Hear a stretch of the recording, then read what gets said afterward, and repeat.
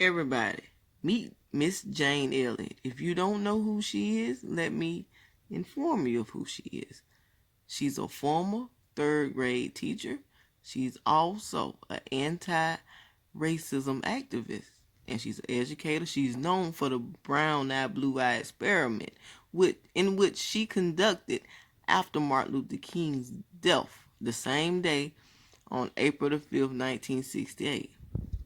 If you haven't heard her speak, you need to look her up. She's on YouTube. Look up some of her videos. She is raw.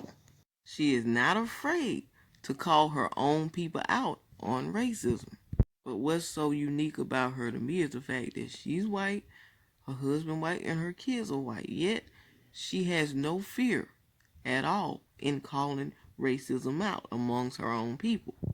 She is a wise woman and she knows that her words hold power.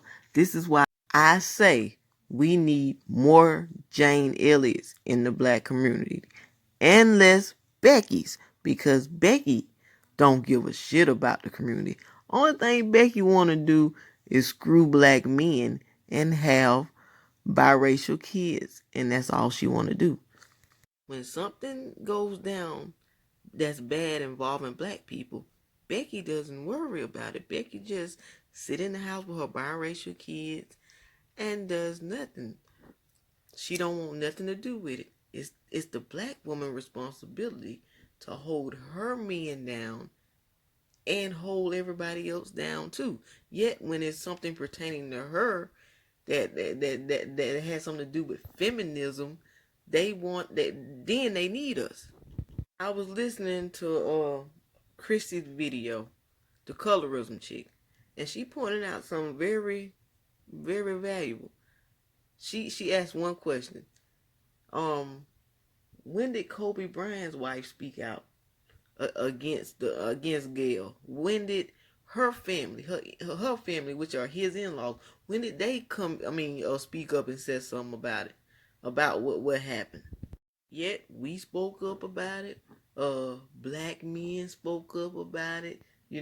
But none of them came forward and said nothing about it. They wasn't worried about it. But somehow we were worried about it. We cared about it. Maybe we shouldn't have worried about it. Maybe we should have let Mama Sita's family worry about it. We already know, the wife and the children were hurt. It's still grieving over Kobe Bryant's death. But maybe the in-laws should have said something about it, and maybe we should have kept our mouth shut, because it really wasn't our fight. And this is why I say we need more Jane Elliots. If they're going to be in the black community, we need more Jane Elliots and less Ambers, less Beckys, less Mamacitas, less Ching Chings.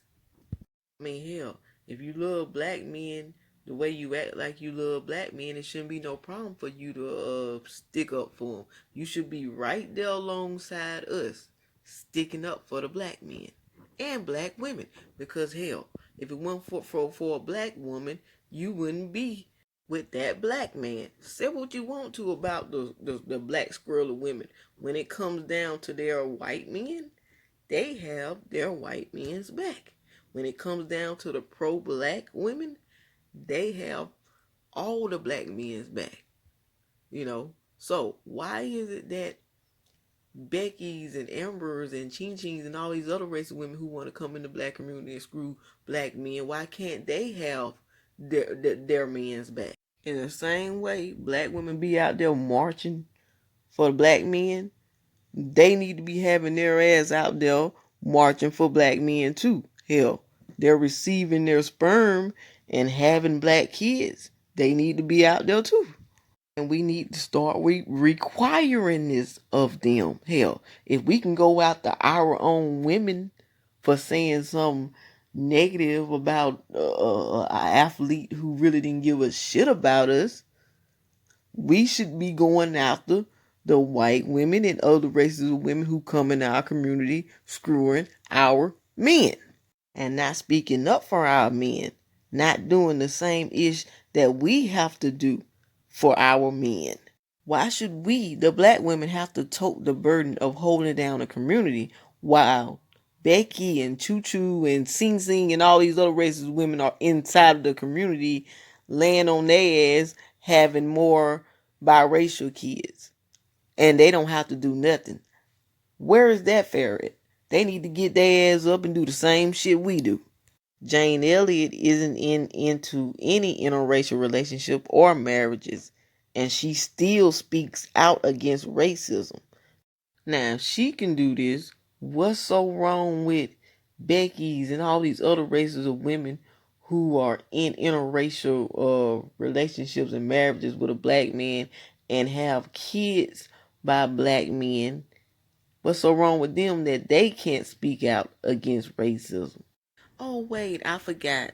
They don't want to offend their white daddies. They don't want to offend their white mothers, their white brothers, their white sisters, their white friends. They don't want to offend them.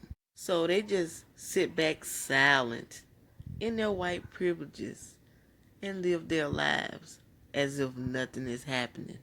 And we allow them to. We don't say anything to them. But what we will do is go after our fellow sister if she said something that's not nice. Shit, some of us will actually throw our fellow sister under the bus for her. And we do this because this is what we are conditioned to do. We give Amber passes over here in the black community that we wouldn't dare give each other. Now we out in the streets doing protests against the police. One of the police who killed another black man. Amber is in the kitchen baking cookies. She ain't worried about any of that. She's saved. No marches, no speeches, no protests. Her black man protects her, and we protect her too. Right along with him. Think about that. Don't forget to like, comment, and share down below.